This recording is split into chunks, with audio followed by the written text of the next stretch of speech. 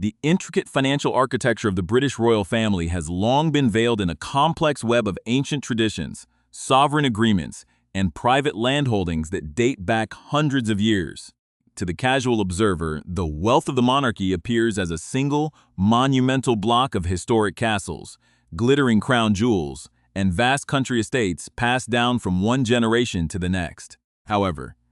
behind the grand public ceremonies and the historic stone facades lies an intricate, multi-layered financial network where individual fortunes can shift dramatically based on ancient laws of inheritance. In recent months, the publication of annual financial accounts has sparked intense public interest, pulling back the curtain on a dramatic shift in the internal wealth dynamics of the House of Windsor. This financial revelation has not only redefined public understanding of royal money, but has also established a historic milestone that challenges conventional assumptions about the relative wealth of the king and his immediate successor. For centuries, the reigning monarch was indisputably viewed as the absolute center of gravity for both institutional power and personal fortune within the kingdom. Yet, the latest official disclosures have systematically upended this traditional view, proving that the ancient system of royal inheritance can occasionally create a reality where the heir to the throne structurally outpaces the ruling sovereign in sheer financial valuation. This emerging economic reality highlights a fascinating paradigm shift within the contemporary monarchy, as the generational transition of power and property creates an unprecedented fiscal divide between the sovereign and the next in line to the throne.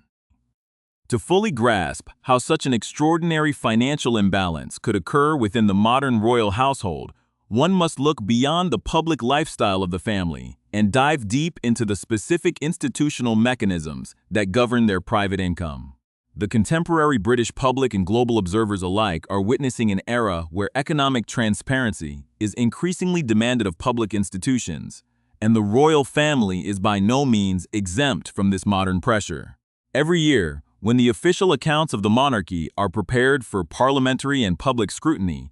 analysts carefully dissect the numbers to understand the true economic footing of the realm's most prominent family.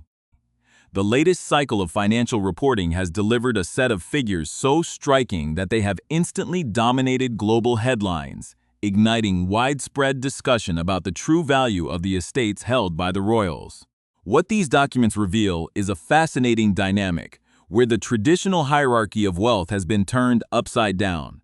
presenting a scenario that would have been unthinkable in previous centuries. It is an exploration of legacy, law, and land that reveals how a prince can quietly amass a fortune that eclipses that of his own father, the king, marking a distinct transformation in how the royal family's wealth is distributed and managed in the modern age.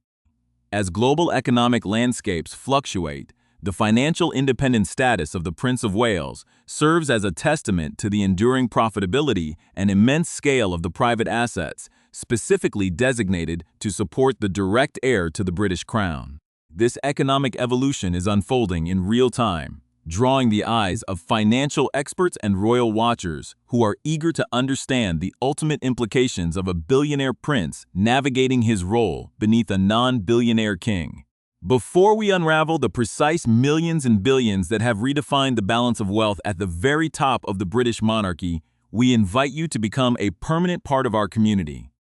If you appreciate deeply researched, highly detailed investigations into the hidden mechanics of global institutions, celebrity culture, and historic legacies, please take a brief moment to hit the subscribe button.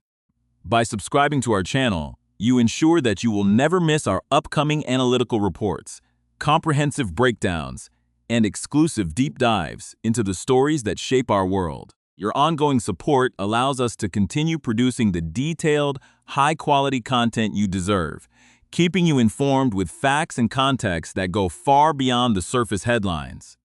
Now, let us return to the fascinating financial accounts that have sent shockwaves through the institutions of the realm, setting the stage for a closer look at the historic estates that drive these incredible numbers. The foundational catalyst for this entire financial narrative rests upon a unique institutional asset that has quietly grown in value over the course of nearly 7 centuries: operating entirely separate from the public funds provided by taxpayers. This asset, which represents a massive portfolio of agricultural land, commercial real estate, and financial investments, functions as the economic engine for the heir to the throne, granting him a level of financial independence that is virtually unmatched by any other royal figure globally. When the formal transition of the crown occurred, it triggered an automatic and legally binding transfer of this vast estate, instantly shifting an astronomical amount of net asset value into the hands of the new Prince of Wales. It is this specific inheritance, rather than personal savings or direct public stipends, that has propelled the current heir into an entirely new tier of global wealth, creating a fascinating contrast with the personal fortune of the reigning monarch himself. While the king commands the immense symbolic authority of the state and holds substantial private properties of his own, the structural design of royal asset distribution means that the incoming wealth streams flowing to his eldest son have outpaced the growth of the sovereign's personal portfolio. This intricate economic relationship between father and son, sovereign and heir, forms the core of a modern royal financial drama that highlights just how powerful ancient legal charters remain in the 21st century. As the public reviews the newly published accounts, the sheer scale of the numbers becomes impossible to ignore, forcing a complete reassessment of what it means to hold the title of Prince of Wales in the contemporary economic environment.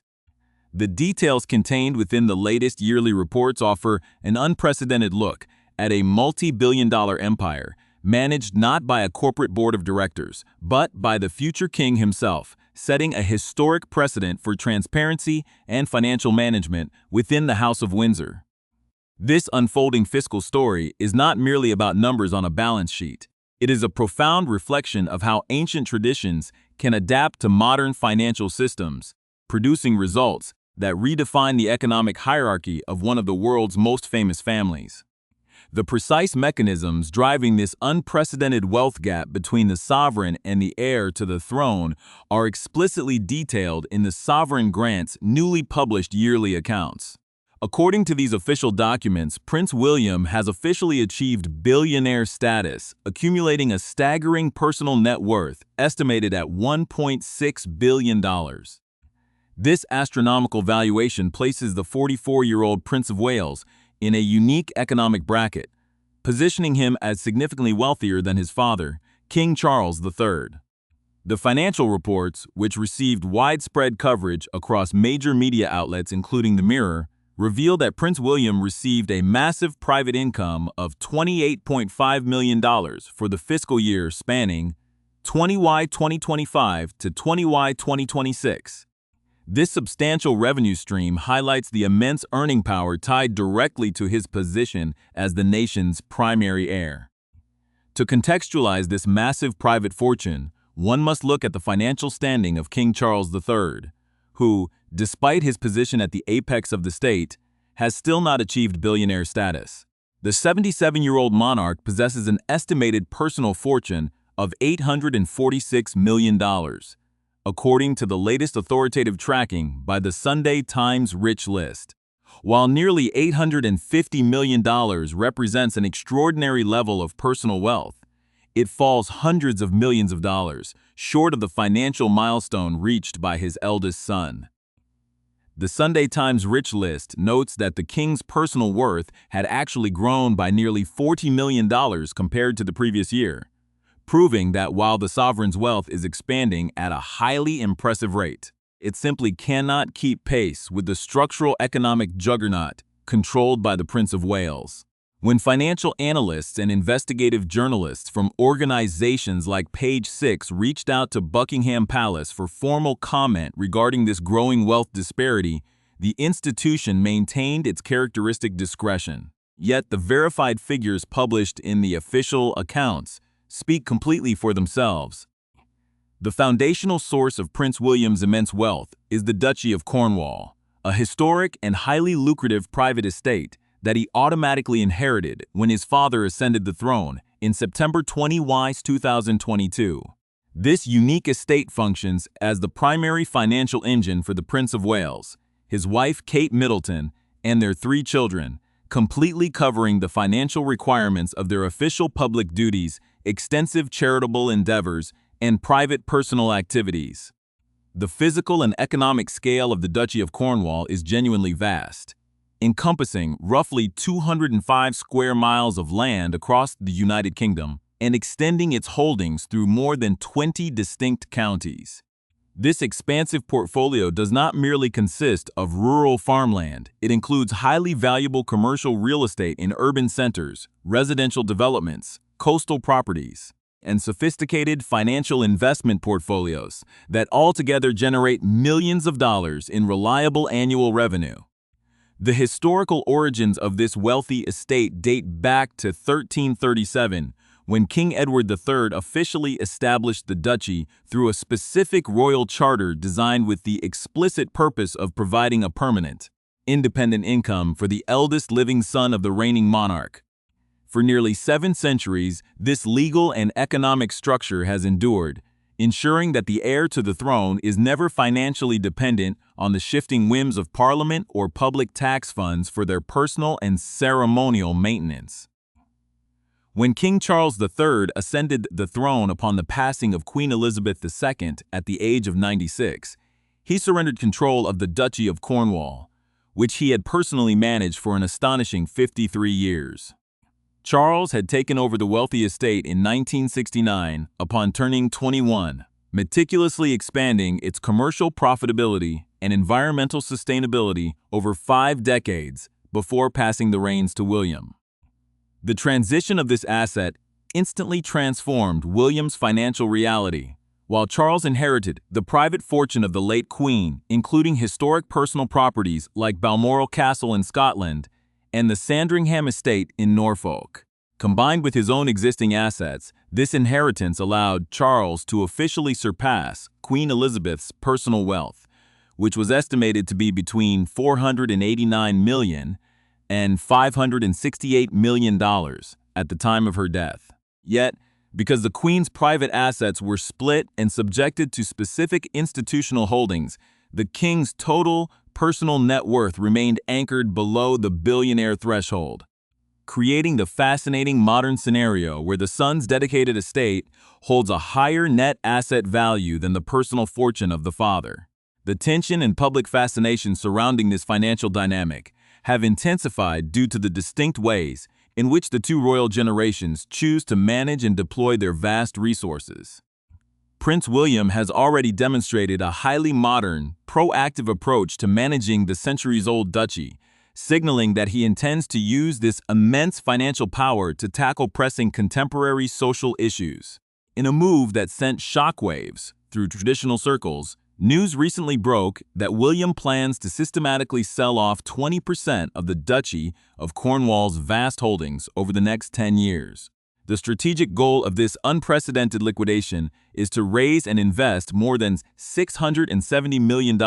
directly into large-scale affordable housing initiatives and comprehensive nature restoration projects across the United Kingdom. This ambitious financial maneuver represents a major departure from the traditional management styles of the past, transforming a private real estate empire into a vehicle for targeted social and environmental impact. The Prince of Wales intends to focus this massive capital injection into 5 specific territorial heartlands under his jurisdiction, namely Cornwall, Dartmoor, the Isles of Scilly, the Bath area, and Kennington in South London. By targeting these specific geographic regions, William aims to directly alleviate local housing shortages and fund critical environmental conservation programs, blending his role as a traditional landlord with that of a modern social investor. In an official statement addressing this bold financial strategy, Prince William expressed his deep commitment to the initiative, stating that there is an immense amount of good that can be actively accomplished through the targeted use of these historic resources. He emphasized that his primary operational priority is to ensure that the wealth generated by the estate is directly utilized to make a meaningful, tangible difference in the daily lives and living conditions of the ordinary people residing within those specific communities. This public declaration highlights a growing sense of accountability and a desire to legitimize the existence of such vast private royal wealth in the modern era. by tying it directly to measurable public benefits.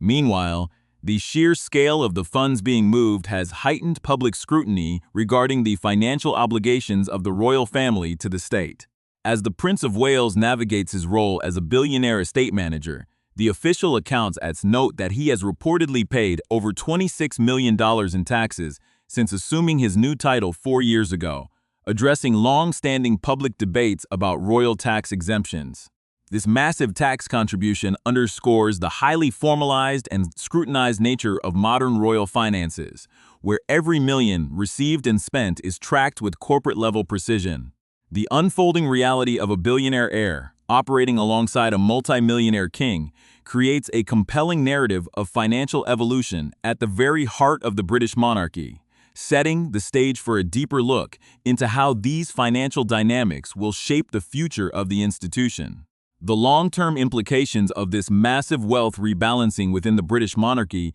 extend far beyond simple numbers on an institutional balance sheet, representing a fundamental shift in how the royal family connects with the public and exercises its economic influence in the modern age. To understand why this historic milestone matters so deeply,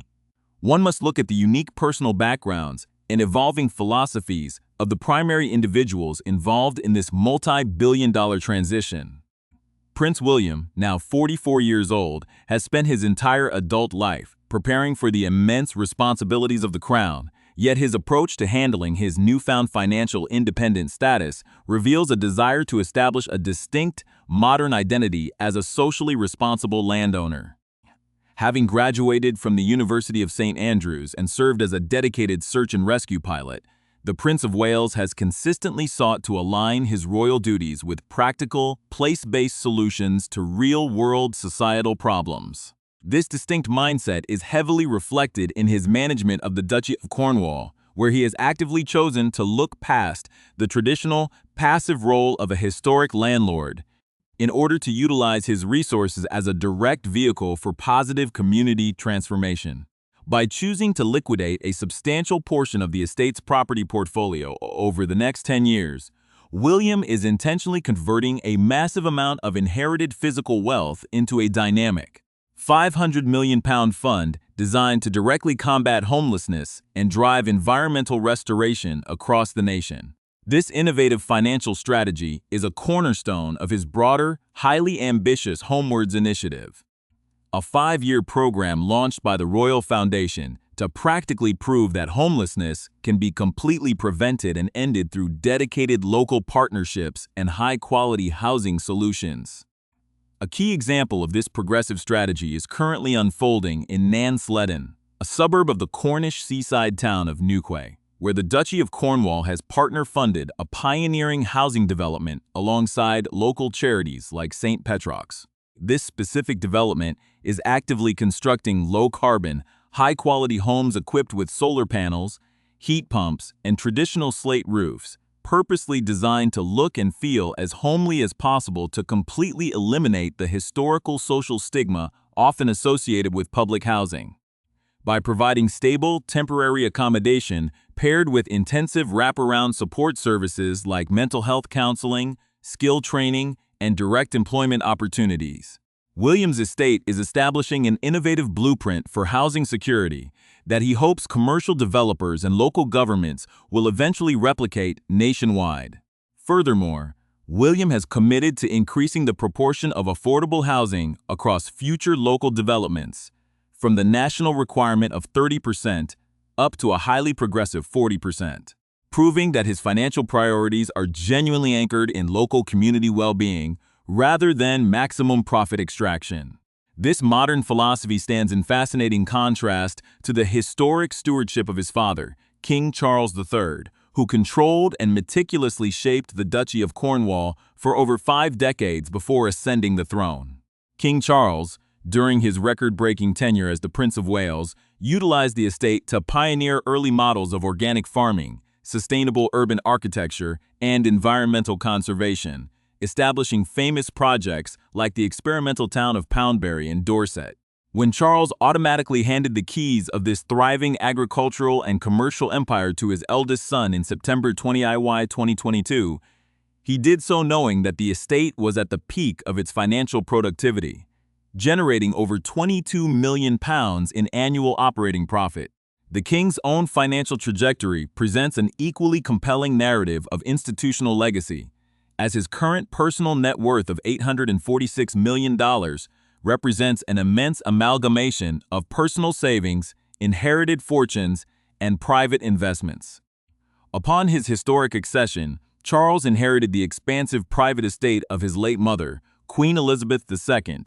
who passed away at the age of 96 after a historic 70-year reign. This inheritance included highly valuable personal landmarks such as Balmoral Castle in the Scottish Highlands and the Sandringham estate in Norfolk, both of which are held privately by the sovereign rather than the crown estate of the realm. While these historic properties, combined with the king's personal investments, pushed his wealth significantly past the levels held by Queen Elizabeth during her lifetime,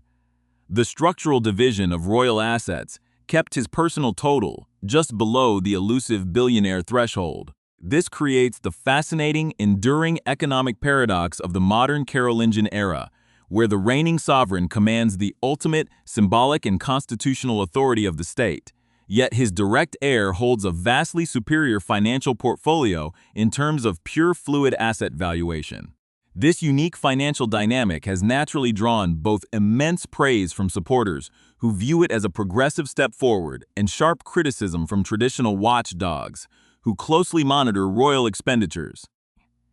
Critics often point out that despite the high-profile philanthropic investments, the ancient structures of the duchies continue to function as highly lucrative wealth generators that consistently shield the royal family from standard economic pressures faced by ordinary citizens. Yet, the sheer scale of the tax payments made by Prince William since taking over the estate, totaling over $26 million, demonstrates a clear effort to address these long-standing public concerns regarding transparency and fiscal responsibility. The deliberate reinvestment of royal funds back into the community is also visible in specific regional initiatives, such as the prince's recent pledge to redirect the substantial rental income generated from the Dartmoor prison property directly back into the local village of Princetown to fund community-led regeneration, rather than absorbing those funds into his personal income. This strategic decision highlights a growing institutional awareness that the survival and relevance of the monarchy in the 21st century depends heavily on its ability to demonstrate tangible, measurable social value to the public. As Prince William and Kate Middleton continue to navigate prominent public roles while raising their 3 young children, the immense financial independence provided by the billionaire estate ensures that the future leadership of the monarchy is fully insulated from external financial dependencies. This complete financial autonomy allows the Prince of Wales to plan long-term, decades-spanning projects in housing, green energy, and nature recovery that extend far beyond the typical